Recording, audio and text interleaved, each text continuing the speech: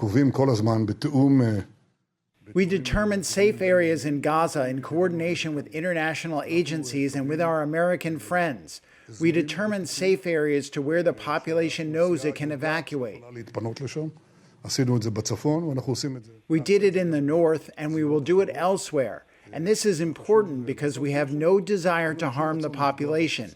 We have a desire to avoid harming the population. We have a very strong desire to hurt Hamas. Israeli warplanes and artillery bombarded Gaza on Saturday following the collapse of a truce with Hamas militants. Residents feared the barrages were a prelude to an Israeli ground operation in the south of the Palestinian territory that would pen them into a shrinking area and possibly try to push them across into Egypt. As Israel defends itself, it matters how. At the COP28 conference in Dubai, U.S. Vice President Kamala Harris said Israel had a right to defend itself, but needed to do more to protect civilians. The United States is unequivocal. International humanitarian law must be respected. Too many innocent Palestinians have been killed. Frankly, the scale of civilian suffering and the images and videos coming from Gaza are devastating. Mark Regev, a senior advisor to Israeli Prime Minister Benjamin Netanyahu, said Israel did not want to see Gaza's civilians caught in the crossfire. We will do everything we can to keep Gazan civilians outside of the crossfire between the IDF and the terrorists, and we will do everything to facilitate that population receives water, medicine, food, shelter.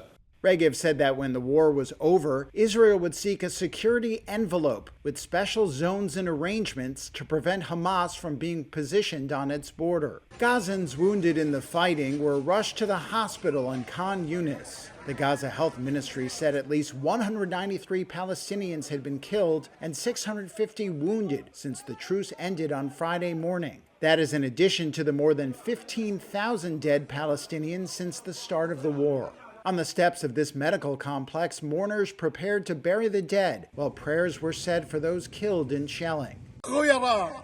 At a damaged building nearby, this man said, "My brother is gone, and his daughter gone too. What's left? Nothing is left. Look at it, nothing is left." The warring sides blamed each other for the collapse of the 7-day truce. During that time, Hamas released hostages in exchange for Palestinian prisoners held in Israeli jails. Israel said it had recalled a team from Qatar, the host of indirect negotiations with Hamas. It accuses the Palestinian faction of reneging on a deal to free all the women and children being held. The deputy head of Hamas, however, said no prisoners would be exchanged with Israel unless there is a ceasefire and all Palestinian detainees in Israel are released. Kind introduction. I know you said at the outset that being Secretary of Defense has never been easy. You see, in this kind of a fight, the center of gravity is the civilian population. And if you drive them into the arms of the enemy, you replace a tactical victory with a strategic defeat. So I have repeatedly made clear to Israel's leaders that protecting Palestinian civilians in Gaza is both a moral responsibility and a strategic imperative. The United States will remain Israel's closest friend in the world. Our support for Israel's security is non-negotiable, and it never will be. And to make it crystal clear that America's commitment to Israel's security is ironclad. And so we have rushed U.S. security assistance to Israel to help it defend its people and its territory, and to help ensure that Hamas can never again commit the atrocities that we saw on October 7th.